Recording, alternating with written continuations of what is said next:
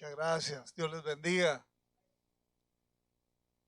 Creo que cuando el pueblo de Dios aprende a recibir la palabra de esperanza.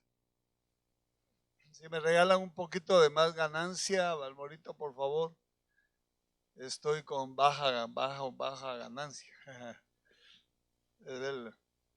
Bueno, cuando el pueblo de Dios aprende y reacciona ante la palabra, hay esperanza. Hay esperanza. Eso es cuando el pueblo de Dios no reacciona a la palabra, entonces no hay mayor cosa que hacer. Muy bien, vamos a ver, hemos venido hablando de la proclamación del Evangelio estos días de Congreso y hablamos del mensaje, hablamos del mensajero, más yo me concreté al mensajero Jesús, a Dios hecho carne. Ese fue el mensaje de Dios para nosotros, Dios hecho carne, que habitó entre nosotros y vimos su gloria como el unigénito del Padre, lleno de gracia y de verdad. Pero hoy vamos a ver juntos la proclamación de la iglesia. ¿Cómo es que la iglesia, qué funciones tiene la iglesia? Por eso a veces me aflige cuando veo la iglesia callada en el culto, callada en la calle. Bueno, los hermanos, no la iglesia, porque la iglesia es un cuerpo, ¿no? Es un cuerpo en toda la tierra. A los hermanos los veo uno callados en la iglesia, callados en la calle y gritones en la casa. Eso sí que no funciona. Denle un aplauso al Señor. Como ya me voy, es que con usted no había hablado, ¿verdad? No había hablado, solo con los pastores. Con él no se puede hablar así. Con las ovejas se tiene más confianza. Oveja pastora, la relación es mejor. Bueno, entonces cuando ve uno eso, dice, bueno, ¿por qué el pueblo de Dios no toma su lugar? Pero es que a lo mejor nosotros no hemos instruido al pueblo de Dios para esas funciones. Y vamos a abrir la Biblia en Hebreos 1:1 al 4. Va a ver usted el gran panorama de la función de la iglesia en su proclamación en la tierra. Estando aquí en la tierra, es la iglesia profesante que está en la tierra, mientras son los segmentos de la iglesia que van pasando. Note usted que nosotros vamos de paso. No somos de este mundo, vamos de paso. Pero mientras estamos en este estado intermedio, en el cuerpo, tenemos una función vital que hacer. Una función importantísima que hace la diferencia en nuestro tiempo, en el tiempo que nos tocó estar aquí. Yo creo con todo mi corazón, y yo estaba hablando con el Señor ahí mientras cantaban los hermanos aquí.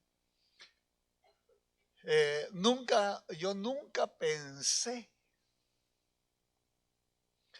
cuando cuando oí el llamamiento para ser un maestro de niños, en el 77, en el siglo pasado. Yo fui a un domingo en la mañana y estuvieron llamando al diaconado, estuvieron llamando a los obreros, haciendo cambio de oficialidad.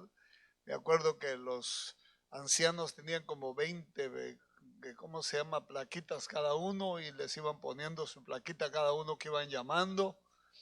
Y dije, algún día me van a llamar a mí. Porque yo tenía 3 meses de convertido. Me había bautizado en agua y el Señor me había bautizado hablando en otras lenguas. Pero eso era todo, y de ahí no sabía bien ni dónde quedaban los baños. Estaba desorientado todavía, no tenía ahí una claridad. La iglesia la miraba yo que estaba muy alegre, muy avivada, pero esa era la iglesia, yo no tanto, ¿no? A veces me molestaba mucho el sonido muy fuerte y todavía no me adecuaba. Pero ese día me llamaron, estaban llamando a los maestros de niños y de repente dijeron, Isauro Bielman. Yo me quedé mirando para todos lados a ver que si se levantaba Isauro Bielman, ¿verdad? Porque yo no creí ser que a mí me estuviera. Y un hermano que era mi compañero de estudio, de trabajo, me codió y me dijo, levántate, es con vos. Me levanté y me fui adelante y me fui a parar al grupo así como pollo comprado. Y me acuerdo muy bien porque queremos ver esto. Vale la pena decirlo. Me acuerdo que yo me paré así, todo asustado. Y entonces el que iba a ser el coordinador de la escuela de niños dijo, hermanos, vamos a cantar un coro que siempre ha tocado mi corazón, y pidió que nos dirigiera el director de la alabanza en el coro aquel que dice, seguir tu caminar, Señor. Y ahí le dije, Señor, quiero seguir tu caminar. Hace años eso, hermano.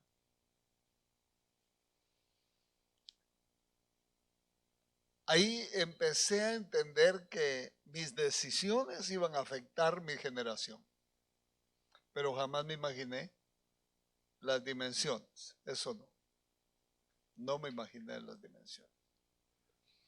Ahora, a lo mejor usted está por ahí. Entonces hay que saber que cuando uno va entrando, no importa la edad que uno va entrando, esa es la oportunidad, la puerta, la ventana que tiene para accionar mientras esté en el cuerpo y hacer la diferencia en su generación. Entonces, creo yo que es complejísimo para el Señor, para los líderes, porque son grupos que van y pasan y se van.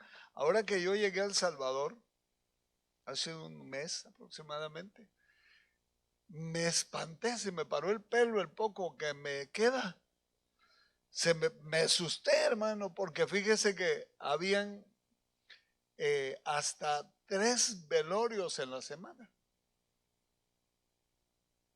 Se estaban yendo mucha gente, saliendo ya de esta esfera, yéndose. Hasta 3 velorios, ya no había quien los atendiera porque era un montón y algunos en lugares un poco riesgosos. Y era como saliendo de aquí, ¿no? Saliendo de la tierra. Santos que hicieron lo que pudieron y santos algunos que no hicieron nada. Esa es la diferencia. Entonces, creo yo que hoy debemos entender que aunque usted esté joven, y yo jovencito llegué al Señor, y joven fui y he envejecido, como dijo David, ¿verdad? Ya ahora estoy pensando en el aterrizaje. Acabo de estar pensando cómo seguir su caminar y ahora estoy tratando de entender cómo es que los santos, después de su tiempo, tienen que ir a dormir. O si el Señor viene antes sería mejor. Y yo creo que hay mucha posibilidad que venga en nuestra generación, pero Pablo dijo, los que habremos quedado y hace 2000 años. Así que cualquiera se puede equivocar.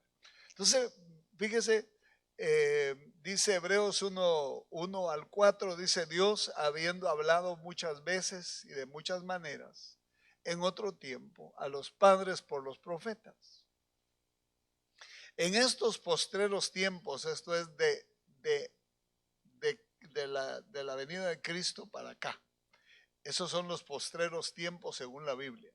En estos postreros tiempos nos ha hablado por el Hijo, a quien constituyó heredero de todo y por quien asimismo hizo el universo.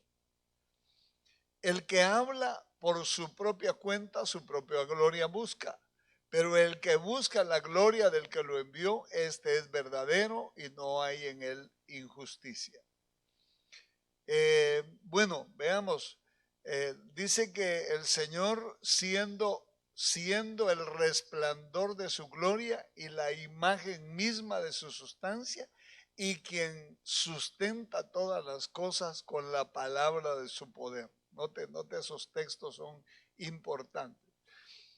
Entonces, habiendo purificado, habiendo efectuado la purificación de nuestros pecados por medio de sí mismo, se sentó a la diestra de la majestad en las alturas, hecho tanto superior que los ángeles, cuanto heredó más excelente nombre que ellos. Entonces, veamos Efesios 3, 9 al 10. Ahí está, diríamos, parte de la función de la iglesia mientras está en la tierra. Dice: y sacar a luz cuál es la dispensación del misterio que por los siglos ha estado oculto en Dios, creador de todas las cosas, dice el apóstol Pablo, para que la multiforme sabiduría, las múltiples formas de sabiduría de Dios, sean ahora manifestadas o dadas a conocer por medio de la iglesia a los principados y potestades en los lugares celestiales. Note esa función. Nosotros hoy hicieron un anuncio de evangelismo. Yo espero que toda la iglesia se reúna en el parque y pues mientras tal vez se compren un elote loco, ¿verdad? Reparten unos tratados y pueden dar una palabra a la gente que anda angustiada y sin salvación. Eso debe ser el quehacer diario de la iglesia. Pero resulta que hay otros a los que hay que notificarles. Hay que predicarles. Diríamos, a unos para gloria de Dios y para que ellos se alegren de que la obra que han hecho y que han estado haciendo no ha sido en vano, porque hay potestades de la luz. Ellos son los que se alegran cuando un pecador se arrepiente. Cuando uno empieza a convertirse, porque la conversión es un proceso, no es un solo día. Cuando uno empieza a soltar las cáscaras de pecado que le van quedando, creo que ahí es donde se alegra, se hace una fiesta en el cielo. Hay alegría. Esos son los ángeles de Dios y las potestades que están en la luz, que se quedaron ahí, que no se movieron cuando el resto cayó. Pero también hay que notificarles a las potestades que siguieron el reino de las tinieblas, a los que cayeron. A ellos hay que, porque esa caída fue porque no llamaron, porque Luz Bella creía que era él algo así como Dios. Ese fue el deseo de él. Él quería estar a la par de Dios. En otras palabras, como él no quería sentarse junto con el trono de Dios, sino tener un trono él, a la par de Dios. Entonces él quería ser como el hijo, ¿no? Como el hijo. Como el hijo no había sido revelado quién era. No había sido revelado. Eso fue el llamamiento. ¿Se acuerda usted que el llamamiento que hace Isaías? ¿Quién irá? De nuestra parte. ¿Quién irá? Y cuando el hijo apareció y dijo, heme aquí, envíame a mí. Pero ese hijo ha estado como en misterio.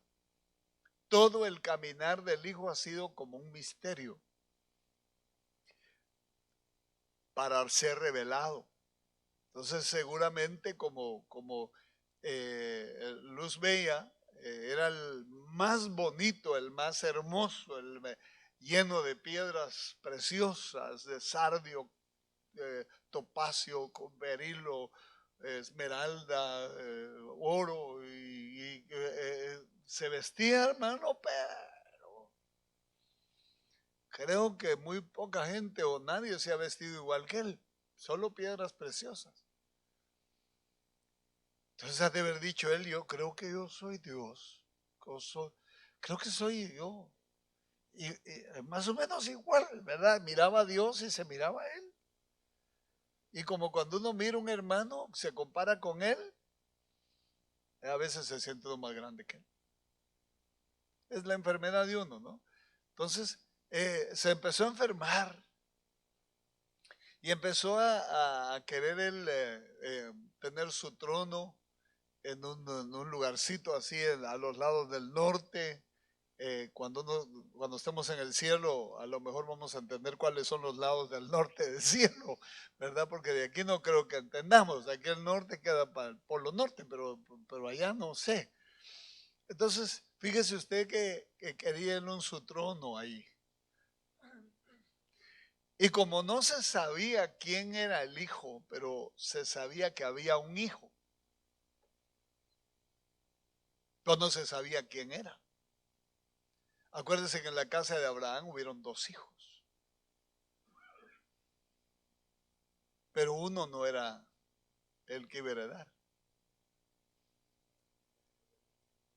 Entonces, cuando se dio cuenta seguramente que el hijo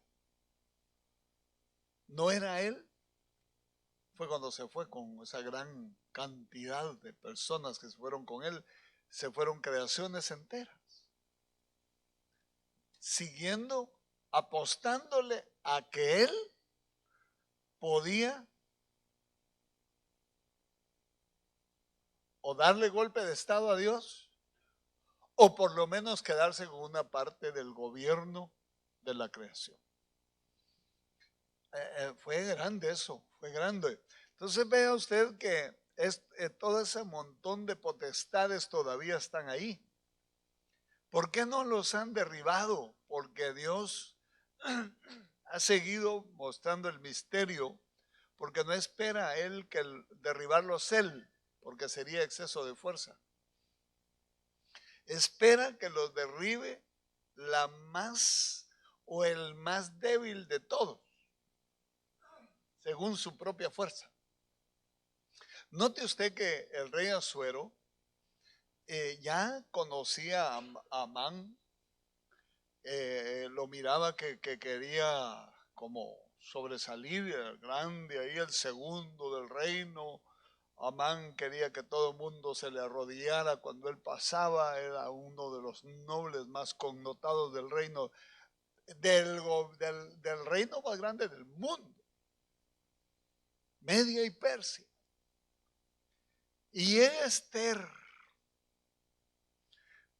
era huérfana, fíjese usted, huérfana, esclava, porque era hebrea, había sido conquistada su nación y había sido llevada cautiva a Susan, capital del reino.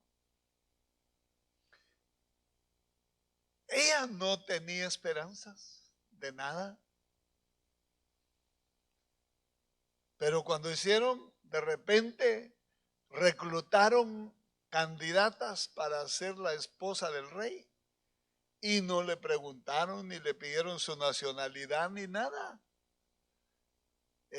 Cuando sucedía un evento de esos, todas las mujeres hermosas, vírgenes, las pasaba trayendo el ejército, y no, y quisieran o no sus padres, o estuvieran comprometidas o como estuvieran, se las llevaban para la casa de las mujeres. Las dejaban un año ahí, como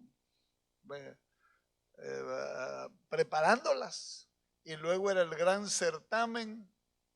Iban pasando poco a poco a ver quién era la que el rey escogía para su esposa. Y las que pasaban iban a otro lugar y se quedaban sin esposo para siempre, en una casa donde tenían todo menos esposo y familia. Solo escogían una.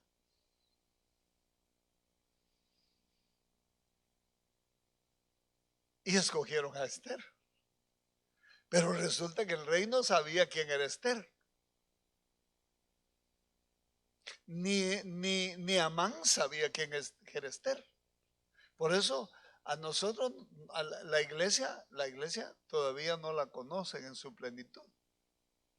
Y precisamente esa es la razón por la cual el tabernáculo de David se va a restaurar en lo postrero de los tiempos, cuando la iglesia esté pronta a irse.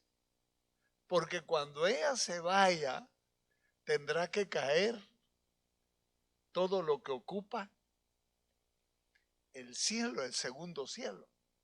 Tendrá que caer para la tierra, encabezado por el diablo. Entonces, quien tiene que derribar todo eso no es Dios en sí, sino la iglesia desde aquí abajo. Fíjese lo que quería hacer. Amán era matar a todos los hebreos, porque no los podía ni ver. Y es que, mire, hermano, a Israel y a nosotros el diablo sí no nos quiere. Por si usted pensó que todavía estaba suspirando porque usted se vino para la iglesia. No, el día que caiga en las manos del diablo ya lo acabó.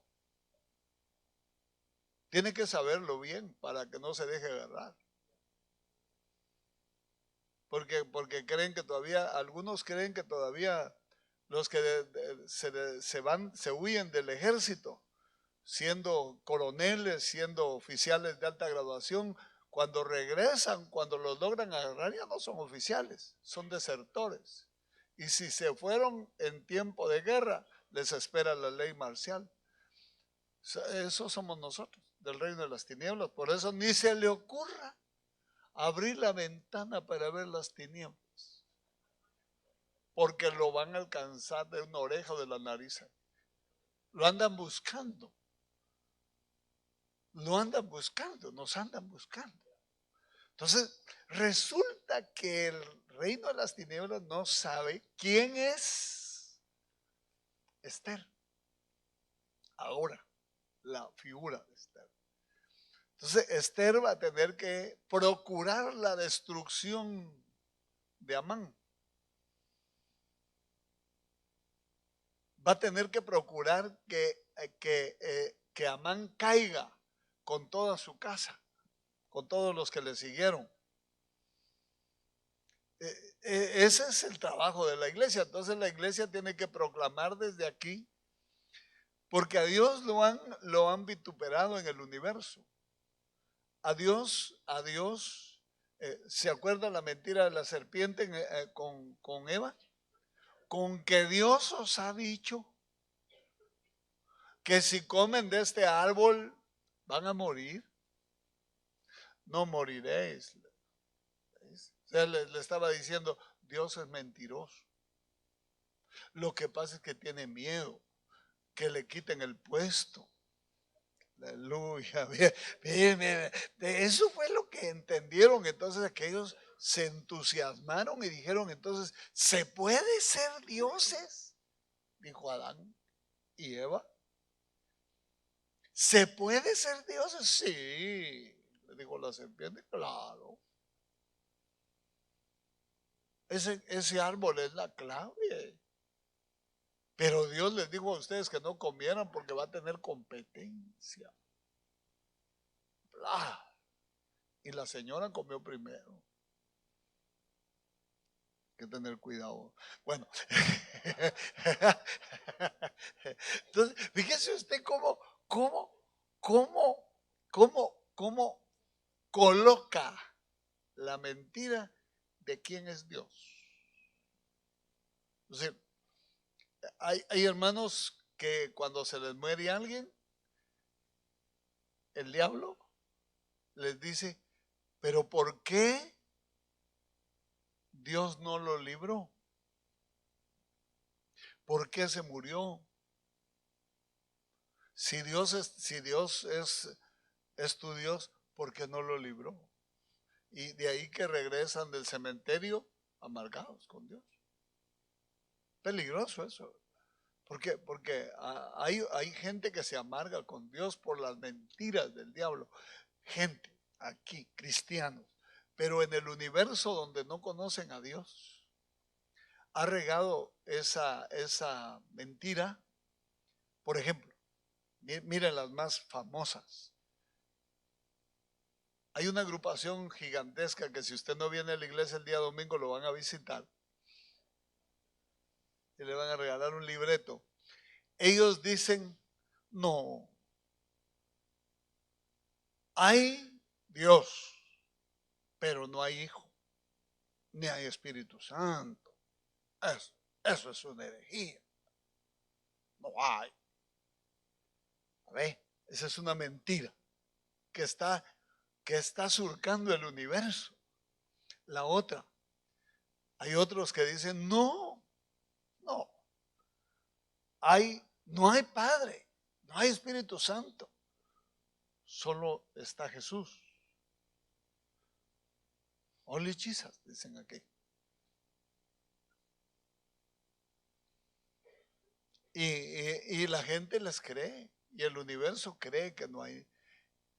Y hay otra agrupación todavía que dice, no hay, si hay Padre, hay Hijo, pero no hay Espíritu Santo. Esos hasta los cristianos se lo han tragado. Muchas grandes agrupaciones cristianas dicen que hablar en lenguas es del diablo.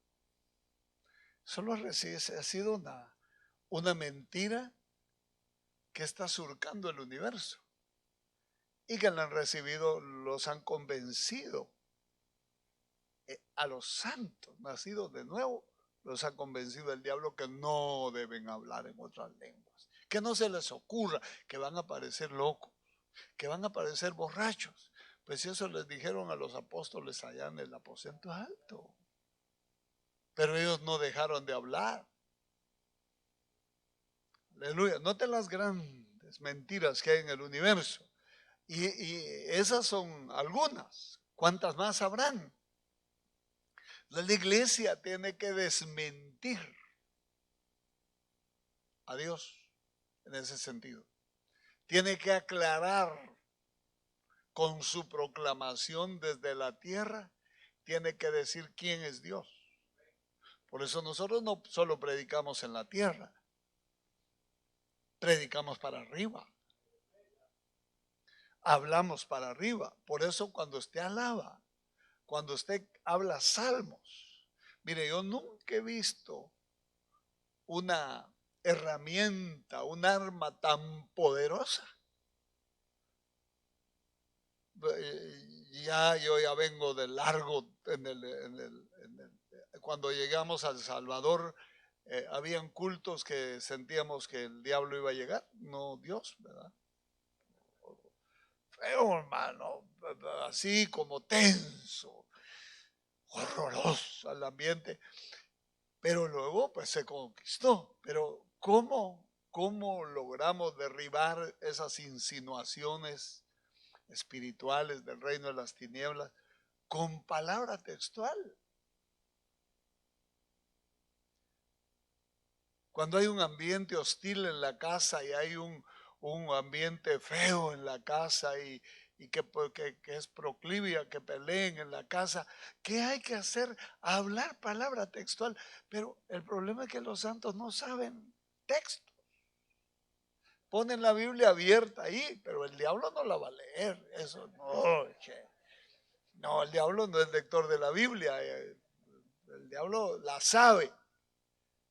Y sabe cómo, hasta dónde llegar hablándola para convencer en sus mentiras. Pero nosotros necesitamos usar esas armas poderosas en Dios. Entonces, fíjese, Dios ha llevado a cabo su plan en el orden programado.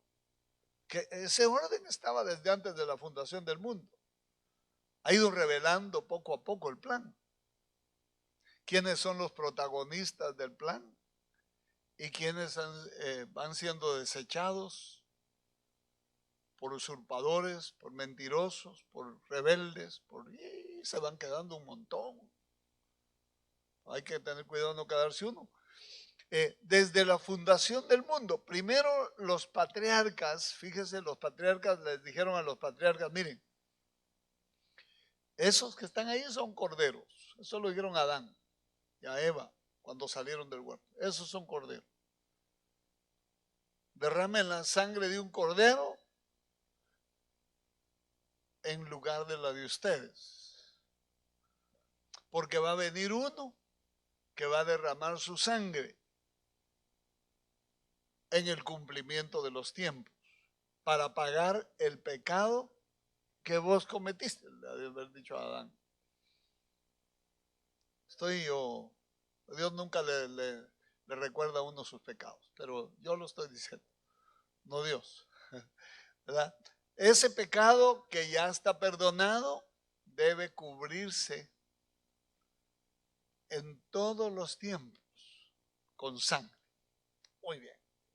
Entonces empezaron ellos a estructurar su gobierno en el tiempo patriarcal, donde el papá de la familia era el que sacrificaba un cordero en la casa. En la casa. Eso comenzó desde la puerta del Edén hasta el capítulo 12 de Éxodo, cuando todas las familias de Israel, ya para salir de Egipto, cada padre tenía que saber cómo sacrificar. Era obligación. Yo me imagino aquellos, hay gente que es muy timorata, muy miedosa. Cuando ve sangre se desmaya, ¿no? Le da la pálida. Entonces, imagínense, allá mataban cerdos y mataban cabros y todo, y habían unos de mis primos que se iban a esconder cuando oían gritar los cabros porque tenían miedo, pero los patriarcas tenían toditos que saber qué hacer con un cordero, porque esa sangre les iba a servir para cubrirlos contra el ángel de la muerte. Entonces, donde no había sangre, el ángel entraba. Ahí se cerró esa etapa patriarcal. Ellos supieron hacerla en esos añales, hermano. Y luego a Moisés le dieron la estructura de cómo manejar a Israel, un pueblo que sería sombra de lo que habría de venir. Entonces, mire, y por último, a la iglesia, cuando aparece el pueblo del cual todo lo de atrás era sombra, resulta que es un nuevo hombre, porque nació de nuevo. Otra creación. Pero lo venían anunciando desde allá. Y resulta que somos nosotros. La gran sorpresa que Dios tenía no era un pueblo de ángeles, no era un pueblo de gente con ojos azules y pelo rubio, parecidos a los ángeles, de guapos, poderosos. No, era un pueblo débil, que no era pueblo, de toda lengua, de todo pueblo, de toda tribu, de toda nación, y resulta que sin territorio. Sumamente débil. Pero por eso es que escogió esto, porque él va a ser un pueblo tal como Esther, que no era huérfana, era esclava, estaba conquistada, no tenía nada, solo su hermosura, ¿verdad? Y resulta que ella ganó el concurso, porque una débil tenía que derrotar al poderoso. Entonces, fíjese cómo este tiempo, este plan venía escondido en misterio y poco a poco la iglesia, en cuanto agarre fuerza, va a empezar a gritar que Dios es veraz. Textos bíblicos, salmos, por eso los salmos deberían ser nuestros poemas congregacionales. Porque cantos es más difícil, ¿verdad? Pero poemas congregacionales, alguno allá cerca de sonido, o allá en el sonido debería de repente decir, ¿por qué te glorías de maldad, oh poderoso? Mirando para arriba. La misericordia de Dios es continua. Agravios maquina tu lengua, como navaja molada se engaño. Has amado la mentira más que la verdad. Por tanto, Dios te derribará para siempre y te asolará de la tierra de los vivientes. Y lo oirán esto los mansos y se alegrarán. Y otro por otro lado allá, diciendo, porque la palabra de Dios es viva y eficaz y más penetrante que toda espada de dos filos. Eso es derribar.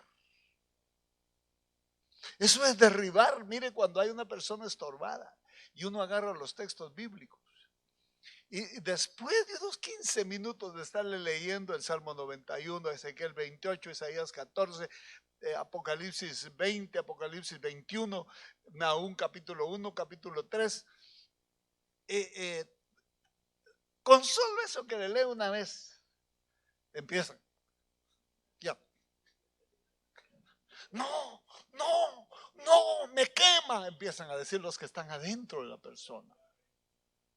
Entonces el cielo, nosotros vemos esa bóveda, pero no vemos los que viven ahí. Entonces cuando nosotros empezamos a hablar, eso de decir un grito de júbilo. No, hombre, hágame favor, hombre, que nunca le vuelva a ocurrir ya, hermano. Eso se hace allá en la discoteca, donde en el teatro, donde hay un concierto, donde no hay propósitos espirituales. Hay que contestar con una verdad que desmantele las mentiras que estos han hablado a la creación. Eso es lo que hay que hablar, no un gritivo así. Eso no hace nada. Aleluya, denle un aplauso al Señor si se atreve y diga una verdad. Jehová es Dios. Eso aprendió a decir Elías. Eso lo gritaron en el Carmelo. Hizo temblar la tierra, ese grito de toda la nación de Israel en el Carmelo, hermano. Hizo temblar la tierra y el cielo. Porque en Israel hubo incursiones donde participó el cielo. Si con nosotros son los que no hemos hecho alianzas visibles con el cielo, nosotros todavía no sabemos cómo hacer las alianzas visibles con el cielo. Pero deberíamos saber cómo hacerlas. Veamos un poco más. Esta notificación no es para salvación, sino como una notificación jurídica. Los patriarcas se les delegó el diseño de su tiempo, a Moisés el diseño de Israel y a Pablo el diseño de la iglesia. Y a la iglesia el privilegio, como a Esther, de procurar la destrucción de los enemigos grandes y pequeños, sobre todo lograr la destrucción del diablo como Esther con Amán. La iglesia va a entender cómo sacar a luz pública los propósitos de Dios para su creación, escondidos desde los tiempos eternos, pero también va a sacar a luz las mentiras que han sido publicadas en el universo y que las criaturas como Eva y Adán se los han creído, eliminando con su proclamación toda mentira que ha sido difundida por el reino de las tinieblas a la creación, y por otro lado sacará a luz y a vergüenza pública los propósitos de las tinieblas y sus protagonistas. Ellos funcionan en, ¿cómo se llama? Son ocultos, no se ven. Entonces, por ejemplo, las ciencias ocultas, por eso se llaman ciencias ocultas. Las ciencias ocultas tienen éxito mientras están ocultas. Cuando se sacan a luz, pierden su poder. Todo el reino de las tinieblas funciona de esa manera. Cuando nosotros lo sacamos a luz y notificamos incluso nuestras obras de la carne, cuando las publicamos, pierden su poder. Hay hermanos que me han dicho, hermano, ¿cómo me quito de encima esto? ¿Verdad?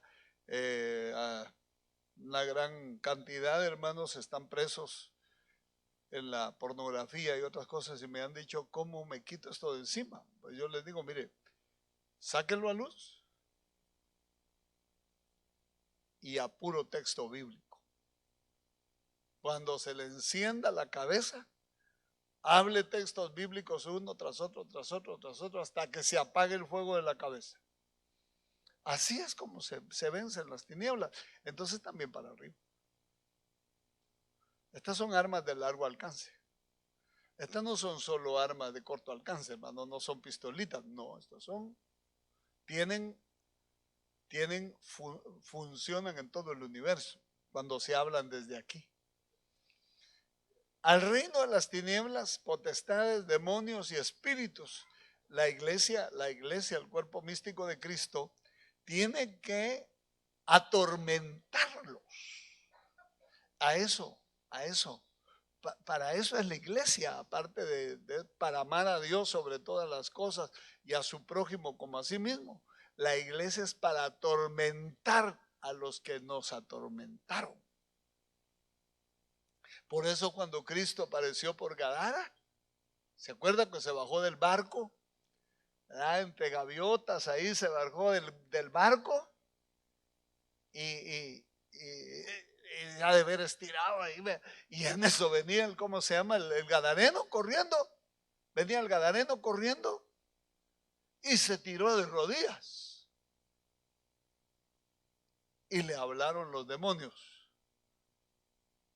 Ahí sí no sé quién se arrodilló, si el gadareno o los que estaban adentro, reconociéndolo, porque delante de él se doblarán toda rodilla, de los celestiales, de los terrenales y de los infernales. No hay para dónde. Entonces vino y le dijo estas palabras. Oigan lo que le digo. ¿Por qué has venido antes de tiempo a atormentarnos? Entonces nuestra función, siendo el cuerpo místico de Cristo, no es dejarnos atormentar por los demonios, es atormentarlos nosotros a ellos. Nosotros deberíamos ser, nuestras palabras deberían ser como llama de fuego que consume y como martillo que quebranta la roca. Deberíamos ser así. Pero hablamos solo palabras humanas, ese es el problema. Y las palabras humanas no tienen ninguna eficacia con diablo chuco, ándate de aquí, no tenés arte ni parte conmigo. Hombre, no hable así. ¿Verdad? Hable textos, hombre. Escrito está, dígale, atrévase a pelarle los dientes, hombre. Y mire, Dios me dio la gracia de perderles el miedo, fíjese, hermano. No que no les tenga respeto, pero miedo sí no. Me dio la gracia de perderles. Llegó una vez, yo creo que no debe haber sido el diablo, porque no se toma la molestia de hacer eso. Debe haber sido algún demonio disfrazado, ¿no? Para asustarlo a uno. Llegó a la casa y hizo así. Yo estaba dormido frente a la ventana, así, ahí estaba una cortina. Hizo así y se quedó como que la cortina era su túnica, ¿no? Y el rostro le sobresalía sobre la cortina para adentro. Y me habló: si no te haces un lado, algo así me dijo, te voy a matar a tus hijos. Ni uno te va a quedar. Así me dijo. Cuando comenzaba yo a echar fuera demonios. Me lo volvió a decir cuando llegué a El Salvador. Me volvió a decir las mismas palabras. Como le digo, le tengo respeto porque sé que es un enemigo peligroso, de una gran autoridad. No autoridad, tiene poder, no autoridad. Pero el miedo sí se lo perdí, fíjese. Porque vi muchísimos demonios dando gritos, saliendo de las personas, y eso me dio valor, me planté. Por eso le dije el primer día, la fe debe ser experimental. ¿Ya somos salvos? Sí. Esa era la medida de fe que necesitaba para creer. Ya está dentro. Ahora pélele los dientes al enemigo que lo echó ahí, que lo tuvo en el mundo. Pélele los dientes. Divórciese de todo lo que es del mundo. Y hágase enemigo de los enemigos de Dios. Estaba yo en un culto allá en Guatemala y después de una gran bendición le dije a Dios, yo saber de dónde, yo creo que el Espíritu me reveló esa palabra. Le dije, gritando, le dije: Señor, Padre, tus enemigos son mis enemigos, le dije. Yo estaba joven cuando le dije eso. Y mire, yo jamás he estado en 3 guerras. El final en la de Guatemala, la guerra política en El Salvador, la guerra civil y la guerra social que hay ahora. Soy sobreviviente de 4 terremotos, sobreviviente de un huracán, sobreviviente de un tornado aquí en Lombio, sobreviviente de un montón de cosas, ¿no? Pero mire, de atentados, que hemos agarrado a las personas con las armas en la mano dentro de la iglesia para matarme, y no pueden, no les han funcionado. Y los hemos agarrado, hemos visto sus armas. Entonces quiere decir que funcionó el pacto que hice yo con Dios. Yo le dije: tus enemigos son mis enemigos, pero también los míos. Estoy hablando de los que califican, ¿no? Porque hay unos que son hermanos de la iglesia que a veces se consideran enemigos de uno, ¿verdad? Entonces, ellos hay que orar por ellos. Entonces, mire pues, órdenes, estas potestades son los distintos órdenes de ángeles buenos, primeramente, los cuales moran en lugares celestiales más elevados y notificada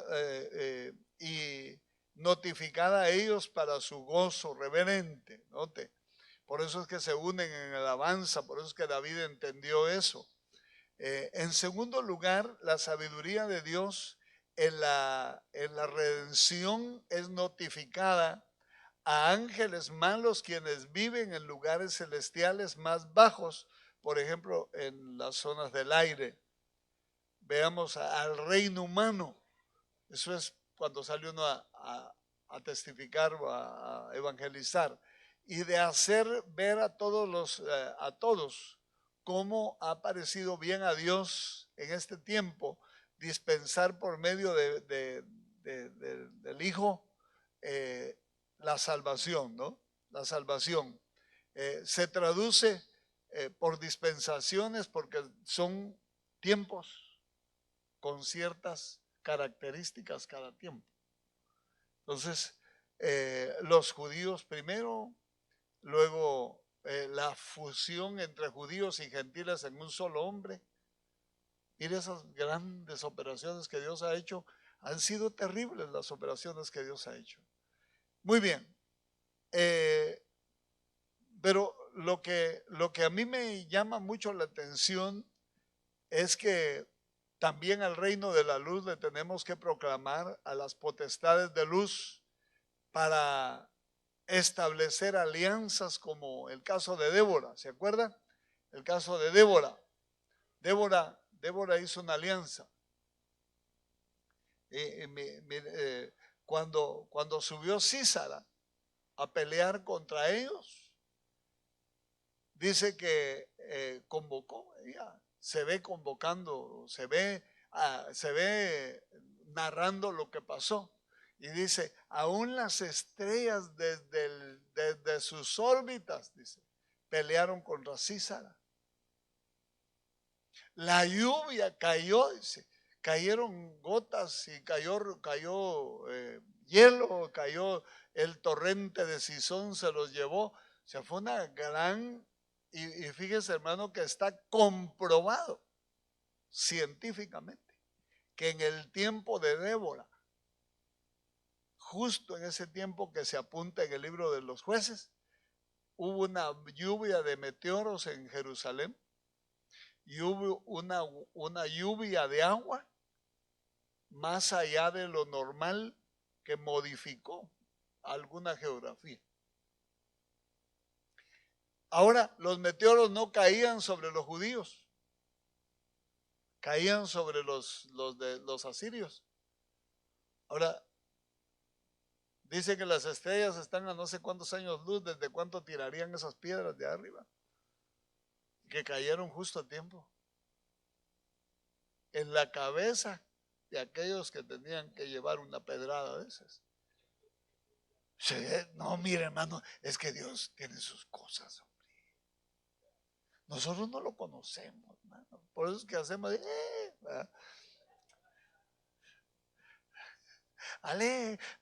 alegrarnos, venimos un poco aquí a cantar, ¿verdad? Porque no cantamos afuera.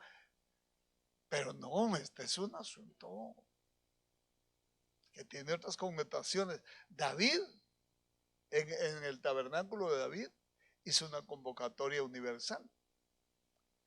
Empezó a convocar ángeles, empezó a convocar monstruos a cantar. Convocó al sol, convocó a la luna, convocó a las lucientes estrellas, convocó a los árboles del campo y después dijo, todo lo que respira, dijo. Fíjese, hermano. Entonces quiere decir que ha habido gente capaz de ejercer un liderazgo universal sobre algún objetivo del rey. Débora, David, Daniel. Daniel fue clave para que saliera Israel de Babilonia, porque dicen que él se puso a ayunar 22 días, pero no necesariamente el ayuno que le llaman el ayuno de Daniel, ¿verdad? Que es cuando ellos llegaron a Babilonia, que solo comían legumbres y todo eso. Eso estaría bien para desintoxicar un poco el organismo y bajar un poco de peso, bajarle un poquito la presión arterial y todo eso.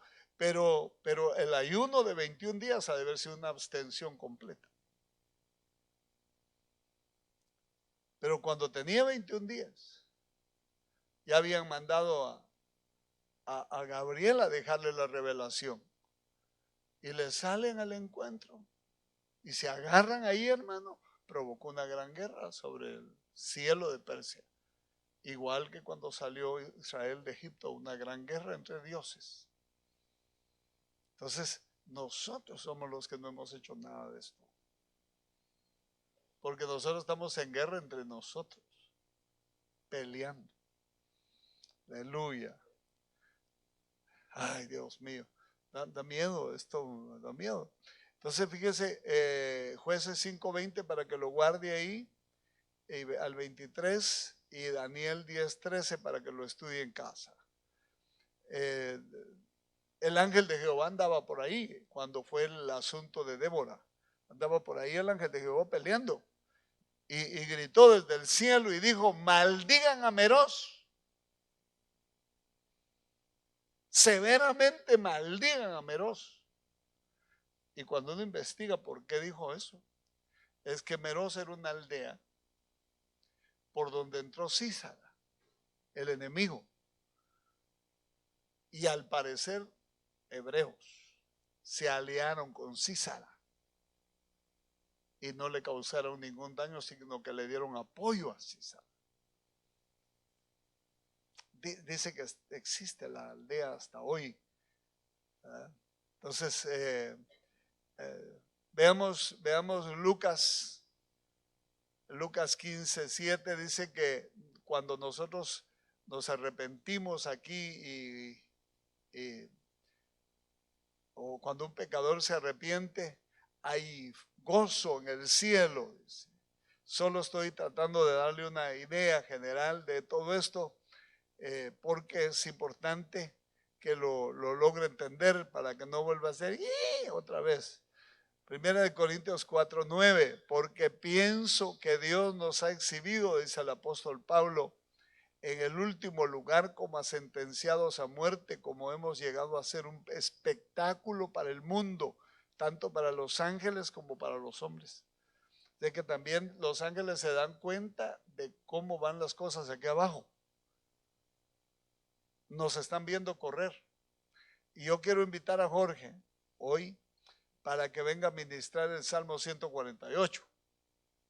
Porque ese fue el que ministró David allá. Y al departamento de alabanza, que se vengan los hermanos de la alabanza, que estén por ahí. Así, pero vénganse con ganas. Aleluya. Con todo. Salmo 148. Si eso se lograra hoy aquí, tiembla Houston, hermano. Aunque no hayan temblores, aquí tiembla. De veras.